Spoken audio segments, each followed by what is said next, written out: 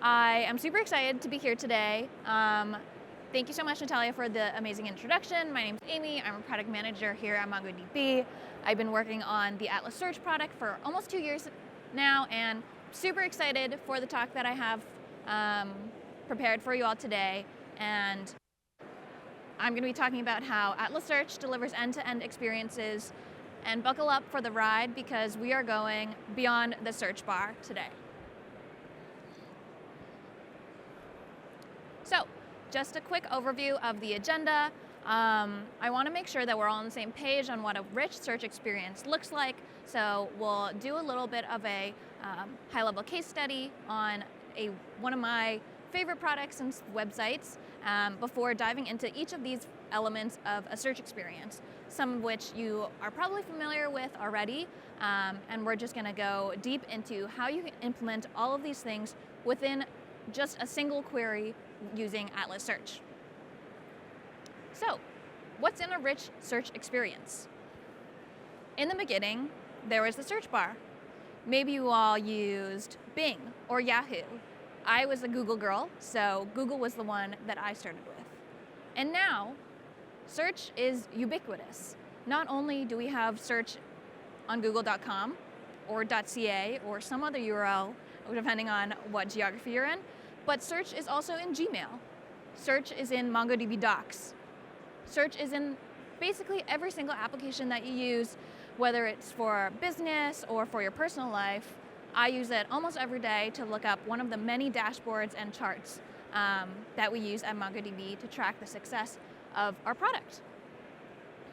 So, like I mentioned, today we're going to go to the search bar and beyond, and just how Atlas Search can help you do that. So I've been a really big fan of New Balance recently, and while I need to preface that they are not an Atlas Search customer today, I'm going to nerd out for the next 40 or so minutes about, firstly, their running shoes, and then secondly, each element of their search experience to discuss how you can use Atlas Search to do that. And what you see here is the landing page of their website, and our journey is going to start right there in the top right corner of the search bar, which I think is probably safe to say we're all very familiar with. You can enter free-form text, and as soon as you hit enter, you're presented with a page of results which are relevant to whatever you search for. But once you've done that, you're also probably familiar with a left-hand panel of filter options. And the complexity of these filter options often ranges. Here we have some filters for the catalog that you want to search for. Sorry, I can't see exactly which one this is, but which gender you want to use, or the product type, or even the size of your shoes. And some of them are more complex, and they actually show you the number of results you can expect once you drill into that filter. Moving right along, sorry, skipped one. Once I've refined my filters to represent what I want to be searching for, I still want to sort the results in a way that presents the most relevant information first. So I'm usually a price low to high kind of person, but there are a number of different options presented as well.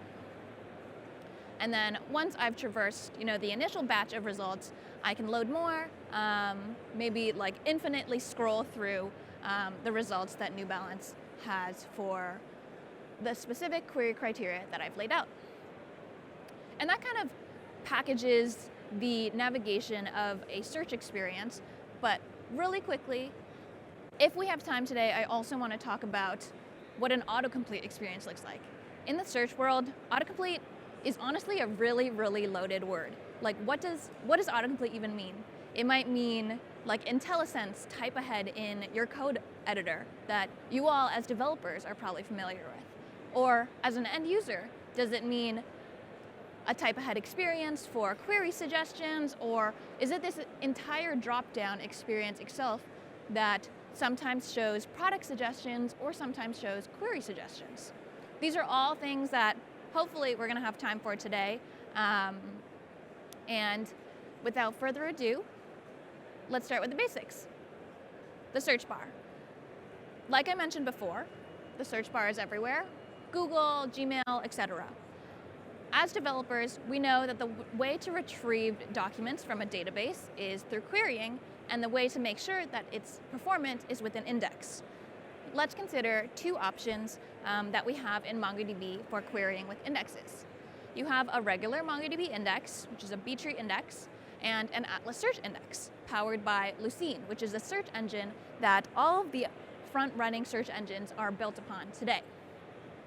What are some of the similarities and differences when we're considering what type of index to choose? First, they both improve performance, like an index should. Next, what kind of query can I run with these types of indexes? With a MongoDB index, this is really your traditional database index. You can run like an exact match. You can run regex, geospatial, all the plethora of options that you have with different query styles.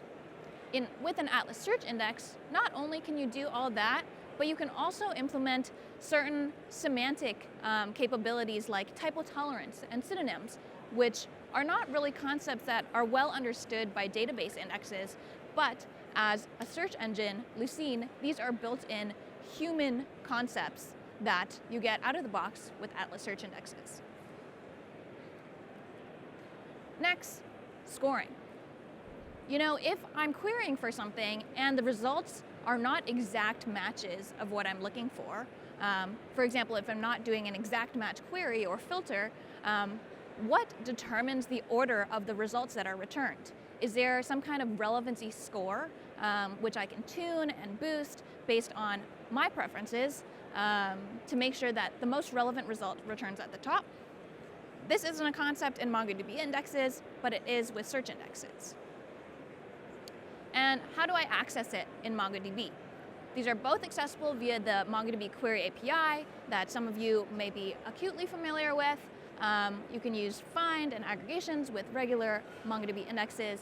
And with search, you're really going to be specialized with the $search aggregation stage. The most important piece of information and distinction between these two that I want to make sure you all are aware of is with MongoDB indexes, you do not, to run a query with a MongoDB index, the index itself is not required. What it really gives you is the performance enhancement. But with Atlas Search indexes, if you want to run any pipeline that has a $search aggregation stage, that search index is required. Because of all these things, you can imagine if I'm an end user typing into New Balance, it makes sense for there to be typo tolerance, for there to be synonyms, and for New Balance to be able to configure what kind of scoring their results are going to be returned in. And for that reason, today we're going to dive right into search indexes and not look back. I'm not biased, I promise. We're going to start with the basics. This is a really, really simple query. I know it's a little bit small, but hopefully you all can see it. And if not, all of these queries I'm going to show you today are going to be available in a repo that I'm going to share at the end. So don't worry about taking pictures or screenshotting this right now. So I have a very simplified mockup. If I want to query for something in my database that matches running shoes, if as a user I've typed in running shoes, all I have to do is use the MongoDB command aggregate and pass in a $search query for running shoes. I'm looking at the path description, and super easy, we can get some quick wins to increase the kind of results that we're going to get. One thing that we might do is start also looking at the name path. Another thing that is really easy to do, like I mentioned, is start implementing synonyms. Just add an option. I say, I want this query to look at product synonyms. And since this is MongoDB and we live and breathe collections, we define which synonyms are relevant for our query in a different collection. So here I've specified that sneakers and shoes are synonyms. And so out of the box, this query is going to match something that says running sneakers. What that means, I don't really know, but if New Balance happened to have a running sneaker, it would match this as well because of the synonyms functionality that is built in.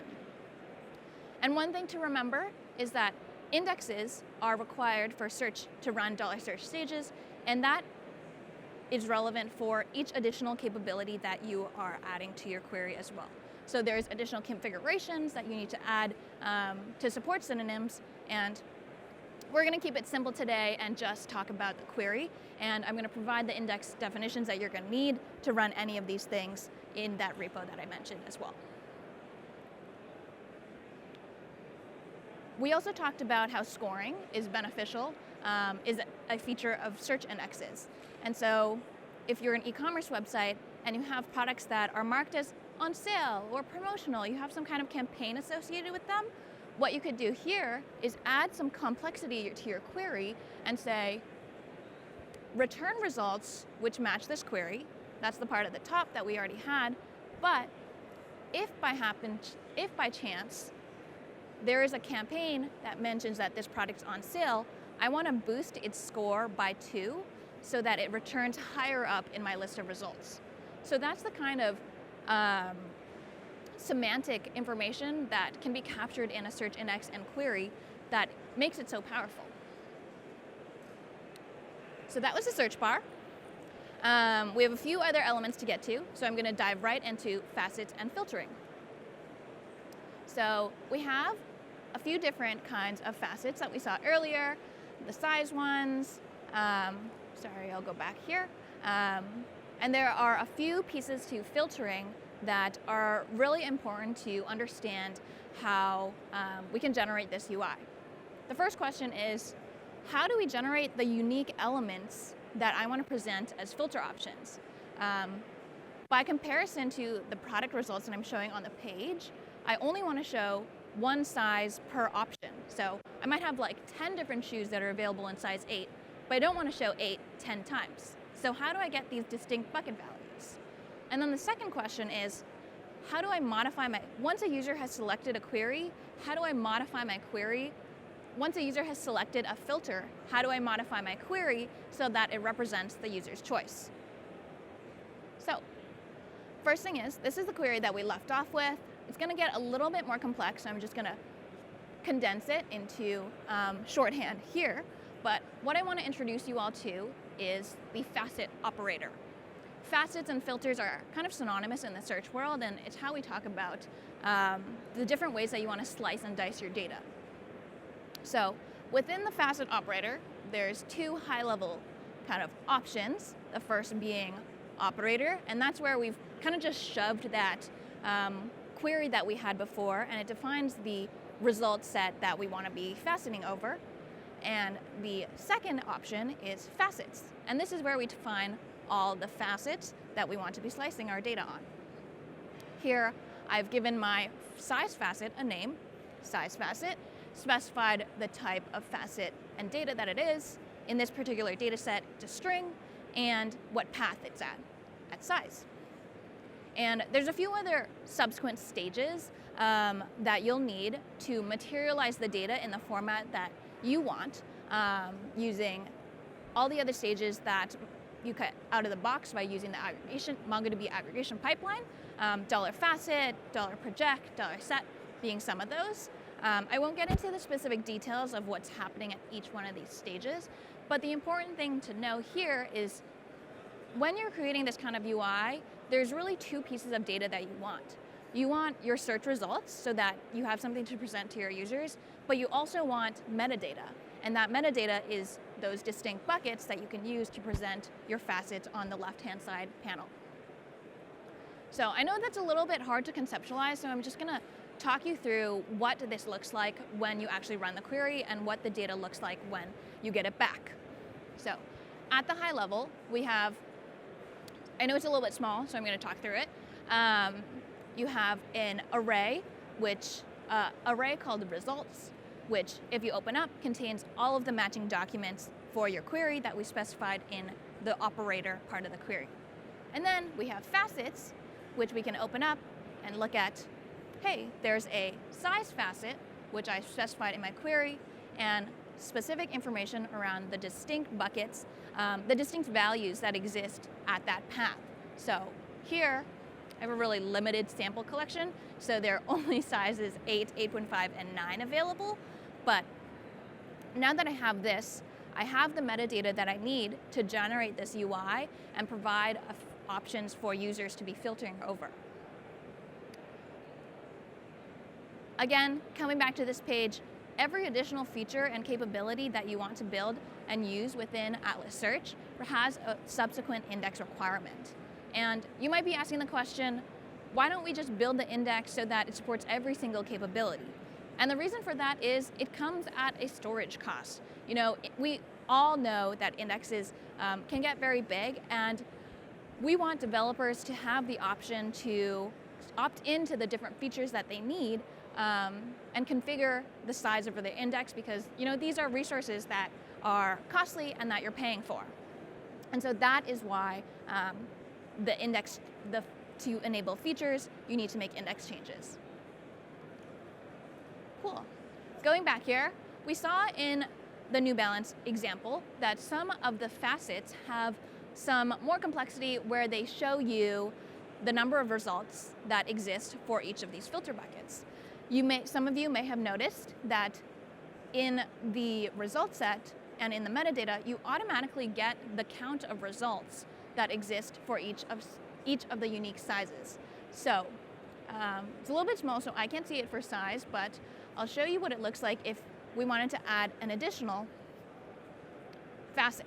So here in the gender category, I'll go back, you can see that there are like 107 results, I think, for running shoes that are labeled as women. So what I want to do is add an additional facet. Here I have type facet, specify the path, and then when I get the results, it'll automatically give me the count for each of these buckets. And when we first started talking about facets, one of the things that I said is, first, how do we generate the unique buckets? And then second, when a user makes a selection, how do I reflect that into my query so that I can return results only which match the filter criteria? And if you look at the query that I've presented right here, users have selected 8.5. There's a different clause that we can add called the filter clause, which will not affect the score of the results, but will ensure that any of the results that match the other criteria that we've laid out, so something that matches running shoes and something that gets boosted because it's on sale, we can also say only return things that match what I've specified here, so that have a size of 8.5, or after a user selects running, that's of the running type. And again, the difference between the filter clause and, for example, the must clause where we put our running shoes query is that this does not affect the score because it's not something that makes the result more relevant than everything else. So just to summarize, I know facets and filtering can be a little bit of a headache to think about where all the pieces come together.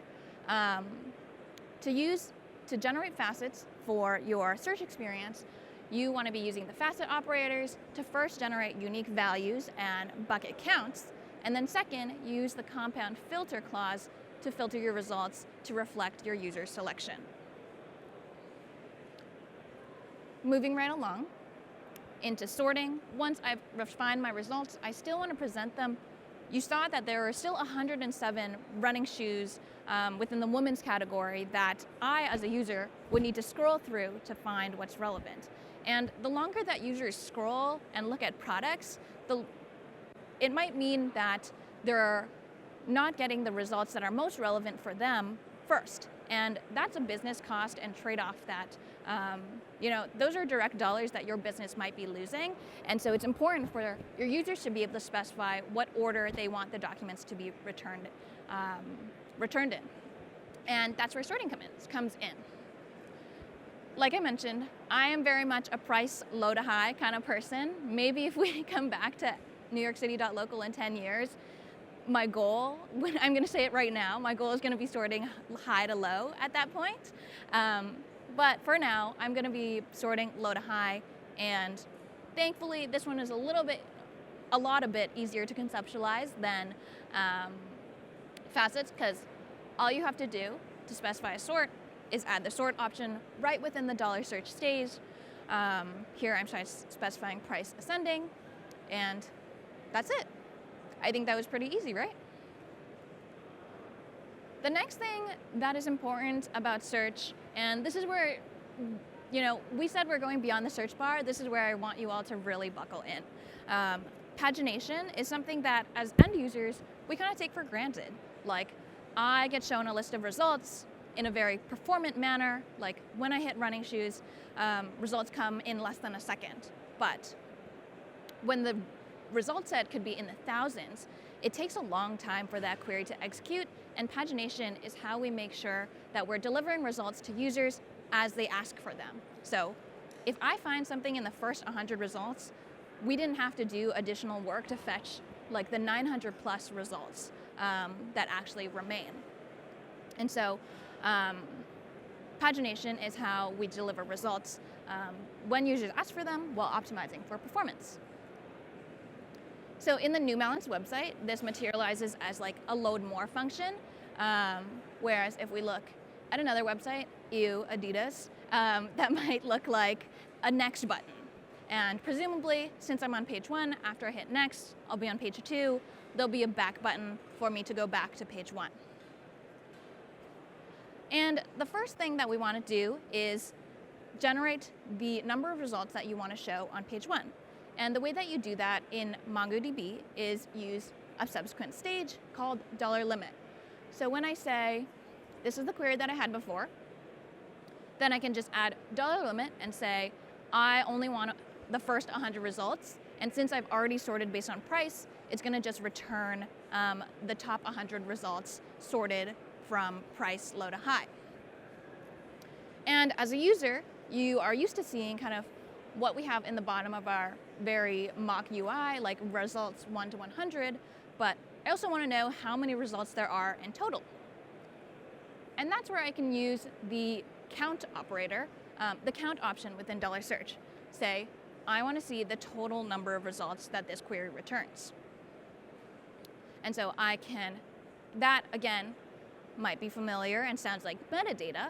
And so the way that you materialize that is with search meta, sorry, I just realized I forgot to talk about that earlier, but the facets information that you want to get in the subsequent stage is by calling the $search meta keyword. For those of you who are familiar with MongoDB keywords, $meta keywords are how you access these kinds of special pieces of information that are relevant to your query.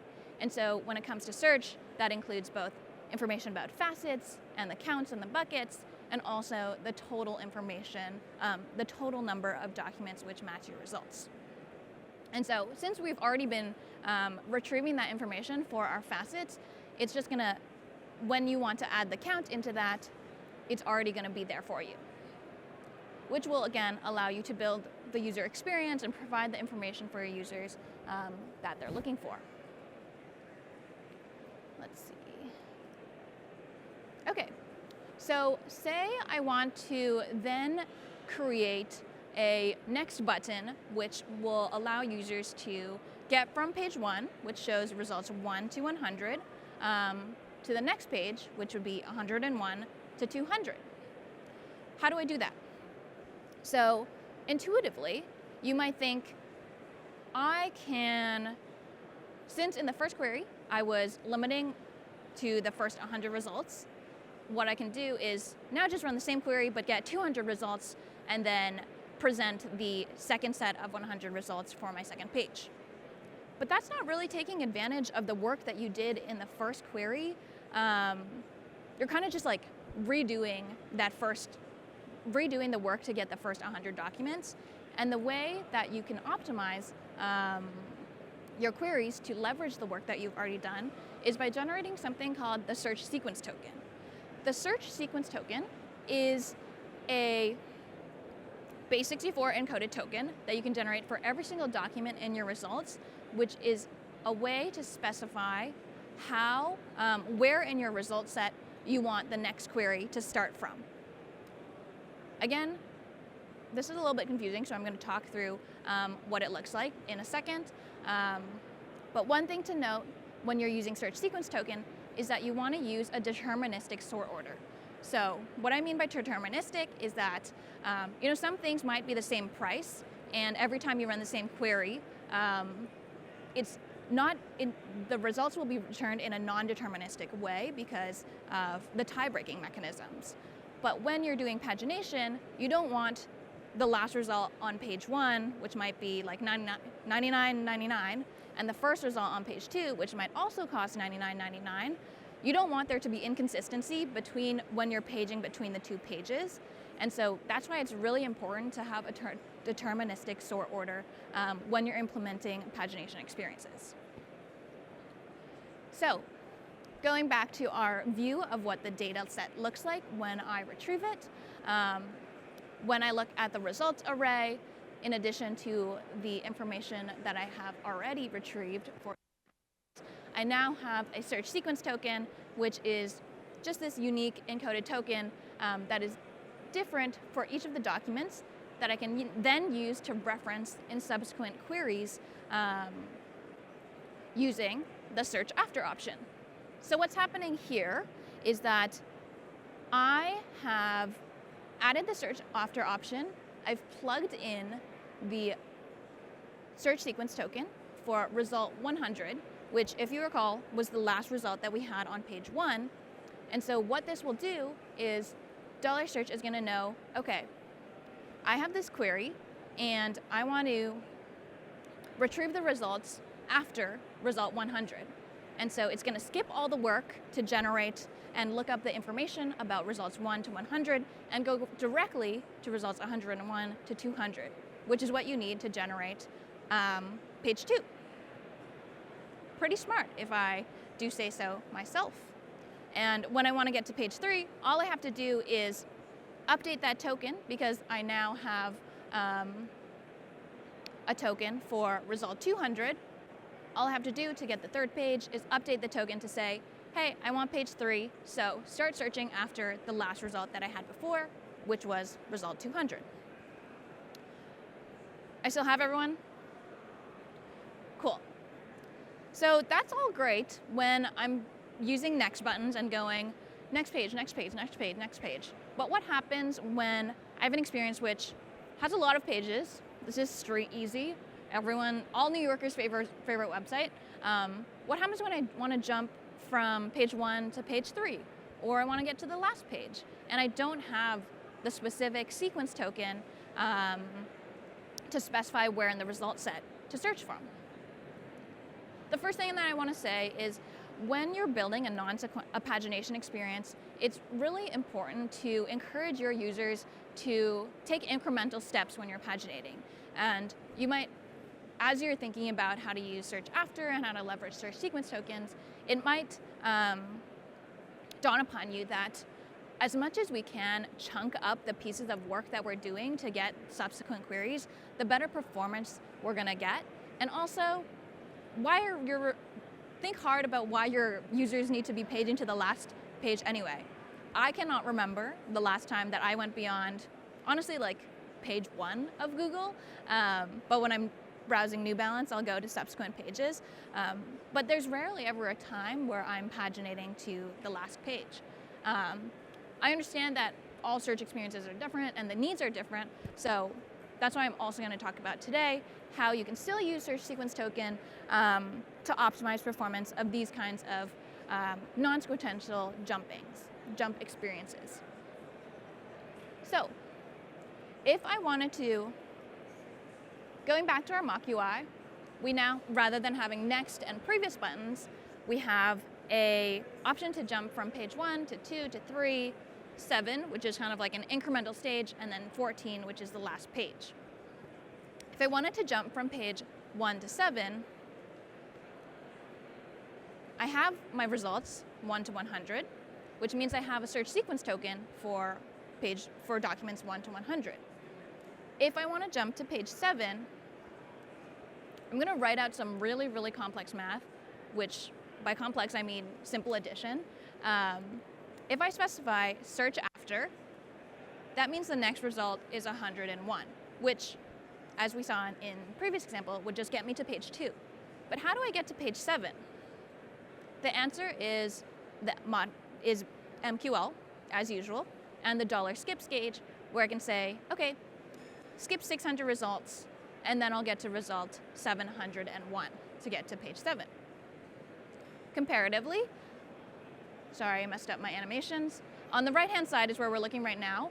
If I wasn't using search after, I would be starting back at 0, making the next result 1, and I would have to skip 700 results to get to 701. And this incremental difference of skipping 600 versus 700 might not seem like a lot right now, but I'm going to show you how that optimization compounds the further you get into your results.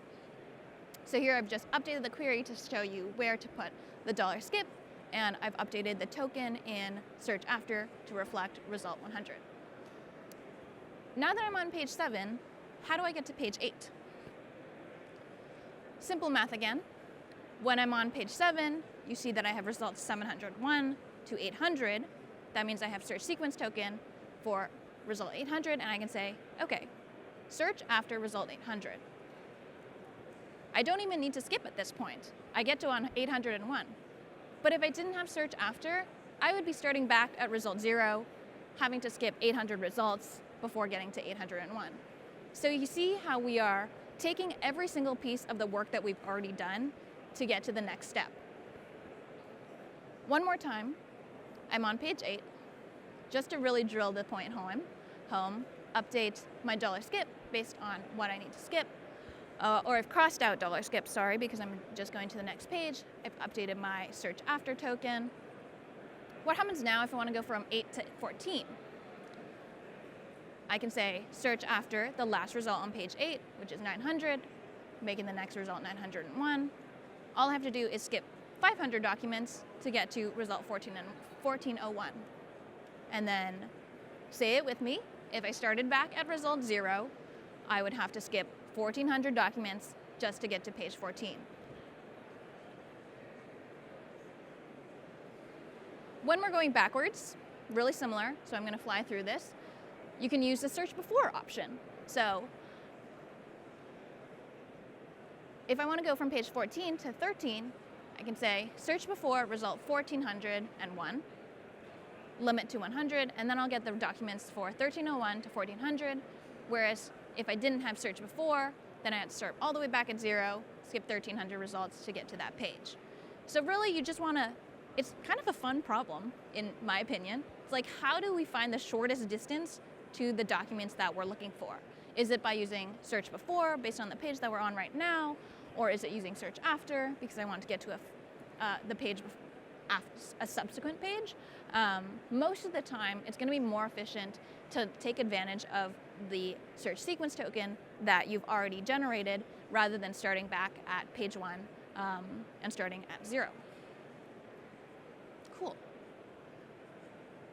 So just updating that query there, and those queries are also going to be available in the repo that I share at the end, but when you see the search sequence tokens, like I mentioned, they're unique to your data set and your query, so really just think of those as placeholders, and they should be replaced with whatever is generated with the query that you write. Okay, so pagination, that was a heavy one, but we can summarize some key things that you should keep in mind when you are building a pagination experience. First, always, always, always use a dollar limit to retrieve only the number of documents that you want to show. So if you have 100 results per page, always have a dollar limit 100. Use a deterministic sort order when you're using pagination so that you don't have some weird inconsistencies when you're using when your users are paging between 1 and 2 and they have similar information based on like price or something else. Then, to really get into the meaty part, remember to generate your search sequence token and then use search after or search before for sequential pagination experiences, and then tack on $skip when you want to jump between pages non-sequentially, and do a little fun exercise of finding the shortest distance between the work that you've done and where you want to get. Cool. So we do have 10 minutes left, which is great. So I am going to get to talk about my favorite part, and that is autocomplete. I mentioned before that autocomplete is a really heavy word. What does it mean to you all? Does it mean your type ahead experience? Does it mean that I'm getting product results within that dropdown that I see from the search bar? Or is it something else entirely? Let's break down what New Balance thinks. So first, on the left-hand side, you can see that there are direct results for what I've typed into the search bar already. So I have run in my search bar, and New Balance is directly producing product hits for me. And you might ask, how is that different than the search bar query that we wrote previously? And the detail is in that users, the results that you're showing in your dropdown are often based on incomplete words or partial matching that we like to say. And because of the way that the search bar is built, it optimizes for searching for complete words. And the need is a little bit different for the autocomplete experience, just like I said, because they're usually searching on partial words. This is where the Atlas Search autocomplete operator comes in, which is really what you want to be looking for whenever you want to be building a partial matching, prefixing kind of experience. So, very, very simple. We're still searching on the products collection, and I search in the path for name for RUN, and that's going to give me any product that partially matches the query that I've passed along, which is run. So that one is easy. But you look on the right-hand side here, and you see there are also suggestions. I'm going to go out on a limb here and say this is like a query suggestion that New Balance is offering to me. And let's take a second and think about, like, if New Balance is suggesting this to me, like, it must be pulling from a database somewhere.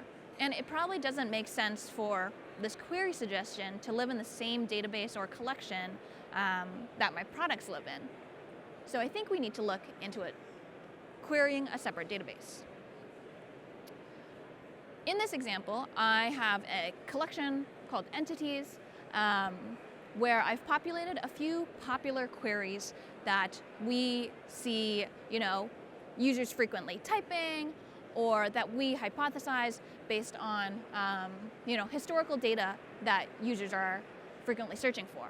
And so each document represents a type of suggestion, and the value represents whatever that kind of suggestion is. So here I have popular queries for running shoes for women, basketball shoes, and hiking shoes.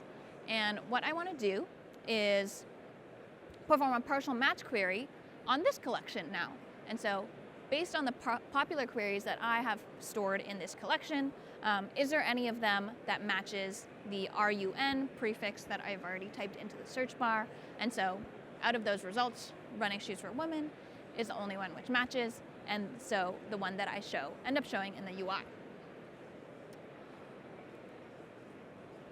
Let's see what happens when I type in a few other words, other letters. So you can see here, when I type in FUE, instead of the heading suggestion, I now see something that says, did you mean? And it suggests fuel cell. And personally, I'm a fuel cell stan. It's just a product line. But you can see the pattern here is that there are a bunch of different types of suggestions that New Balance is offering. And again, we're going to look into our entities collection to store the information. So the first three were popular queries, and the second two here are different product lines. So fuel cell and fresh foam being two of the namesake product lines that New Balance offers in their running shoe collections. So again, we're going to look to the autocomplete query and fill in the partial prefix that the user has specified, which is FUEL, I guess, and look for a keyword or product line that matches.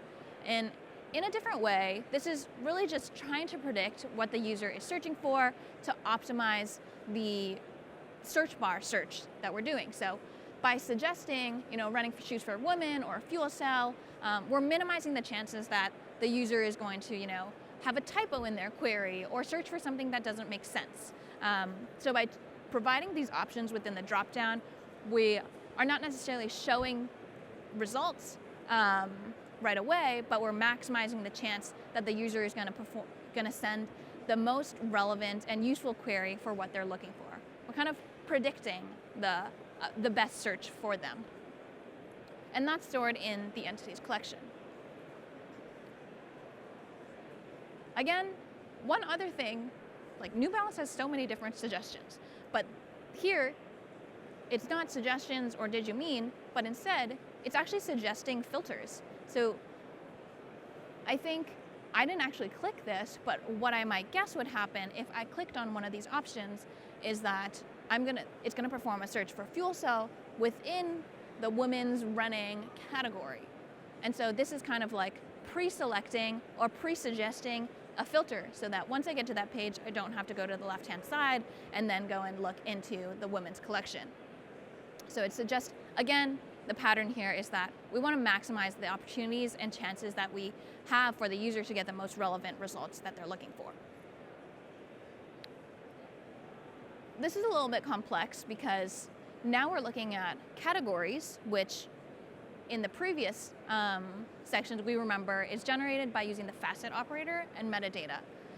So maybe it's a little homework exercise. You can see this right now, but like, how do you think that we can combine what we know previously about how to generate unique facets and what is happening in this drop-down box to present this kind of unique and distinct buckets and suggestions for our autocomplete drop-down experience?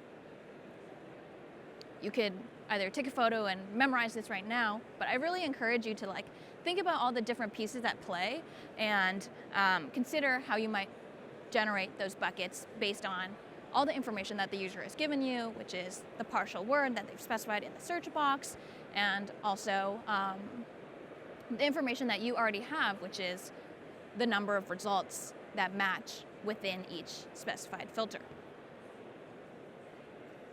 So now that we are kind of equipped with this knowledge of what kind of query suggestions platforms might be providing, my end goal for today is for you to never look at a search bar the same ever again. I want you to be constantly thinking about how these applications are suggesting these offerings for you.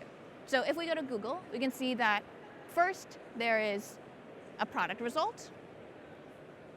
In the middle, we have a few query suggestions. And then at the bottom there is like a direct link to a product and a website where that product is sold.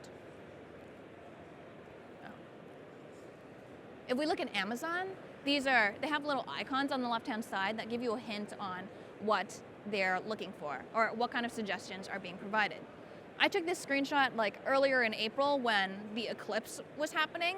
So you can see that they take more contextual pieces of information, like maybe solar eclipse glasses was a really, really popular query at that time. Or they're looking at my location data and see that I'm within the path of totality and think that this is a relevant query for me. Or they see that I'm in New York and people tend to have ant problems, so they want to suggest ant traps for me. Or that it's raining today, so people want to share, people are looking for umbrellas. So essentially what all these applications are doing is take all the information that you have about your users, whether that be the location they are or what they've searched for before, and put that all into the drop-down to, again, say it with me, maximize the chance that the search that they end up sending and clicking enter on is going to deliver the most relevant results for them and convert into real revenue and business dollars for your company. So when it comes to autocomplete, lots of different ways to set them up. I just described one of the common design patterns, and within your dropdown, you'll see query suggestions that could be popular queries, user-specific. They might be direct search results, category suggestions, or maybe it's just autocorrect and typo tolerance, which you're familiar with too. But that's all I have for today's talk.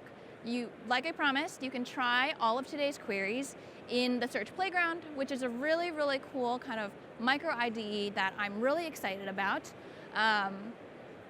Go to bit.ly/beyond the search bar to get links to the specific configurations that give you the index, sample data, and query that I showed in today's presentation.